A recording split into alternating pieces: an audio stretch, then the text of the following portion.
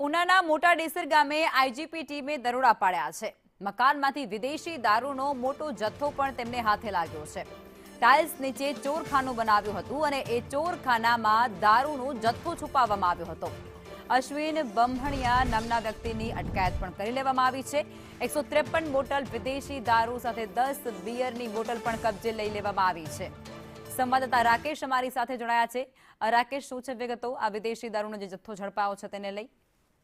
ખાસ કરીને લખમાં ગીર સોમનાથ જિલ્લામાં દારૂ જુગારની જે બદીઓ છે તેને ડામવા માટે નવનિયુક્ત ડીઆઈજીપી રાજેન્દ્રસિંહ ચુડાસમાની ટીમ દ્વારા પણ કવાયત હાથ ધરવામાં આવી છે અને તેની ચુનંદા ટીમ જિલ્લામાં પેટ્રોલિંગ કરી રહી હતી। તે દરમિયાન ઉનાના મોટા ડેસર ગામે એક રહેણાંક મકાનમાં ચોરખાનું બનાવી અને દારૂનો વેપલો ચલાવતો હોવાની બાતમી મળી હતી અને જેના આધારે ટીમના જે સભ્યો છે તેમણે દરોડો પાડ્યો હતો। ત્યારે રહેણાંક મકાનના સીડી ભાગ નીચે જે ટાઇલ્સ હતી, ટાઇલ્સ નીચે ચોરખાનું બનાવ્યું હતું અને તેના નીચે આ દારૂ છુપાવ્યો હતો।